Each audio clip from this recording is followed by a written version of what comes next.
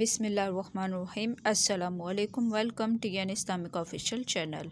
آج کی اس ویڈیو میں آپ کو بتاؤں گی کہ جب حضرت محمد مصطفیٰ صلی اللہ علیہ وسلم پر غار حرا میں پہلی وحی نازل ہوئی تو ان کے ساتھ کیا واقعہ پیش آیا۔ ایک دن آپ صلی اللہ علیہ وسلم غار حرا کے اندر عبادت میں مشغول تھے کہ بالکل اچانک غار میں آپ صلی اللہ علیہ وسلم کے پاس ایک فرشتہ ظاہر ہوا۔ یہ حضرت جبریل علیہ السلام تھے جو ہمیشہ خدا عز و جل کا پیغام اس کے رسولوں علیہ الصلوۃ والسلام تک پہنچاتے رہے ہیں۔ فرشتے نے ایک دم کہا، پڑھیے۔ آپ صلی اللہ تعالیٰ علیہ وسلم نے فرمایا، میں پڑھنے والا نہیں ہوں۔ فرشتے نے آپ صلی اللہ علیہ وسلم کو پکڑا اور نہایت گرم جوشی کے ساتھ آپ صلی اللہ علیہ وسلم سے زوردار معانقہ کیا، پھر چھوڑ کر کہا کہ پڑھیے۔ آپ صلی اللہ علیہ وسلم نے پھر فرمایا کہ میں پڑھنے والا نہیں ہوں۔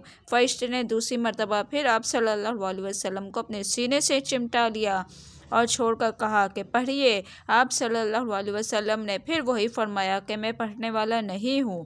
تیسری مرتبہ پھر فرشتے نے آپ صلی اللہ علیہ وسلم کو بہت زور کے ساتھ اپنے سینے سے لگا کر چھوڑ کر کہا، اقرأ بسم ربک الذی خلق، خلق الانسان من علق، اقرأ وربک الاکرم الذی علم بالقلم، علم الانسان ما لم یعلم۔ یہی سب سے پہلی وحی تھی جو آپ صلی اللہ علیہ وسلم پر نازل ہوئی۔ ان آیتوں کو یاد کر کے حضور اقدس صلی اللہ علیہ وسلم اپنے گھر تشریف لائے، مگر اس واقعے سے بالکل ناگہانی طور پر آپ صلی اللہ علیہ وسلم کو پیش آیا، اس سے آپ صلی اللہ علیہ وسلم کے قلب مبارک پر لرزہ طاری تھا۔ آپ صلی اللہ علیہ وسلم نے گھر والوں سے فرمایا کہ مجھے کملی اڑھاؤ۔ جب آپ صلی اللہ علیہ وسلم کا خوف دور ہوا اور کچھ سکون ہوا تو آپ صلی اللہ علیہ وسلم نے حضرت بی بی خدیجہ رضی اللہ تعالیٰ عنہما سے غار میں پیش آنے والا واقعہ بیان کیا اور فرمایا کہ مجھے اپنی جان کا ڈر ہے۔ یہ سن کر حضرت بی بی خدیجہ رضی اللہ تعالیٰ عنہما نے کہا کہ نہیں، ہرگز نہیں، آپ صلی اللہ علیہ وسلم کی جان کو کوئی خطرہ نہیں ہے۔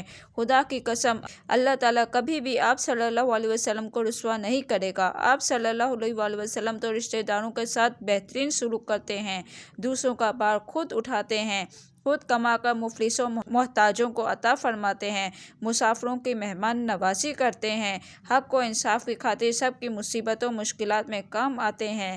اس کے بعد حضرت خدیجہ رضی اللہ تعالیٰ عنہما آپ صلی اللہ علیہ وسلم کو اپنے چچا زاد بھائی ورقہ کے پاس لے گئیں۔ ورقہ ان لوگوں میں سے تھے جو موحد تھے اور اہل مکہ کے شرک و بت پرستی سے بیزار ہو کر نصرانی ہو گئے تھے۔ انجیل کا عبرانی زبان سے عربی میں ترجمہ کیا کرتے تھے، بہت بوڑھے اور نابینا ہو چکے تھے۔ حضرت بی بی خدیجہ رضی اللہ تعالیٰ عنہما نے ان سے کہا کہ بھائی جان، آپ اپنے بھتیجے کی بات سنیے۔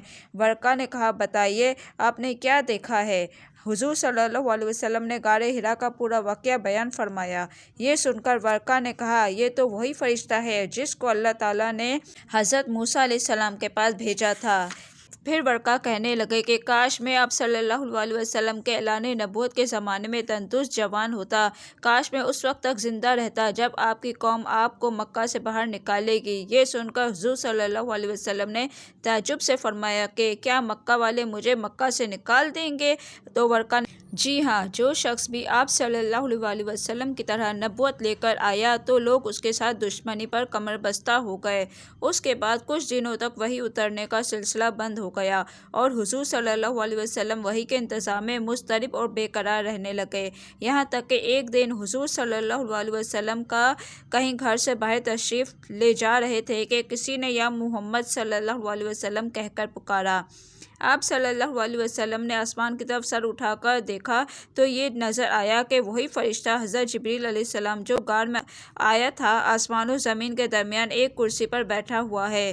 یہ منظر دیکھ کر آپ صلی اللہ علیہ وسلم کے قلب مبارک میں ایک خوف کی کیفیت پیدا ہو گئی اور آپ صلی اللہ علیہ وسلم مکان میں آ کر لیٹ گئے اور گھر والوں سے فرمایا کہ مجھے کمبل اڑھاؤ۔ چنانچہ آپ صلی اللہ علیہ وسلم کمبل اوڑھ کر لیٹے ہوئے تھے کہ ناگہاں آپ صلی اللہ علیہ وسلم پر سورہ مدثر کی ابتدائی آیات نازل ہوئیں اور رب تعالیٰ کا فرمان اتر پڑا کہ یعنی اے بالا پوش اوڑھنے والے کھڑے ہو جاؤ، پھر ڈر سناؤ اور اپنے رب ہی کی بڑائی بولو اور اپنے کپڑے پاک رکھو اور بتوں سے دور رہو۔ ان آیات کے نزول کے بعد حضور صلی اللہ علیہ وسلم کو خداوند قدوس نے دعوت اسلام کے منصب پر مامور فرما دیا اور آپ خداوند تعالیٰ کے حکم کے مطابق دعوت حق اور تبلیغ اسلام کے لیے کمر بستہ ہو گئے۔